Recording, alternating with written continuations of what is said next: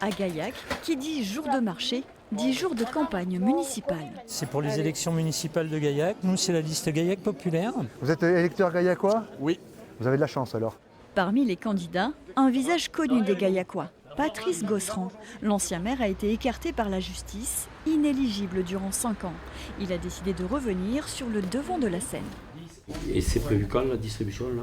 Samedi matin. Ça m'a permis de, si vous voulez, pendant 6 ans, après une réélection, de me mettre sur le côté, de pouvoir réfléchir à une nouvelle reconfiguration d'une ville plus forte, plus attractive, plus positive surtout. Les Gaillacois veulent ça, ils veulent savoir où on veut aller, et sur le plan économique, sur le plan de l'attractivité, sur le plan du sport, des infrastructures, de la sécurité. Ça, c'est du concret. Face à lui, son ancienne adjointe Martine Souquet. Comment allez-vous? Ça ne vous gêne pas si on vous filme? Elle est soutenue par les Républicains. En octobre 2020, c'est elle qui a pris les rênes de la commune. On est fiers de faire quelque chose pour sa ville. Gaillac est une belle ville, une ville que j'aime, une ville où je suis là depuis 40 ans, où j'ai fait une activité professionnelle importante.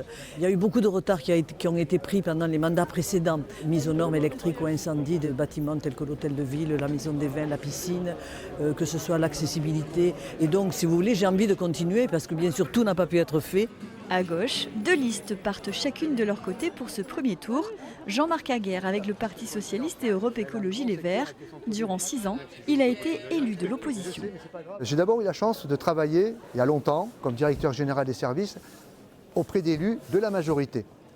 Et quand on est le nez sur le guidon, on ne voit pas les choses. Et un jour, je suis dans l'opposition et je vois de l'autre côté comment l'opposition n'a pas toujours l'information, n'a pas toujours le management ou la gouvernance qu'il faudrait. Et demain, quand je serai élu maire, j'aurai une attention particulière pour l'opposition. Lui aussi était dans l'opposition. Gabriel Caramusa. LFI et le Parti communiste ont choisi de soutenir son équipe.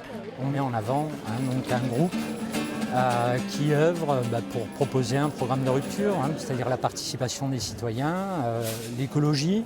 Aujourd'hui, il n'y a aucune prise de conscience, aucune vision par rapport aux conséquences du dérèglement climatique. Nous, on pense que c'est vraiment à l'échelon municipal que ça peut se faire. Il y a des moyens d'action. Et sur la solidarité également.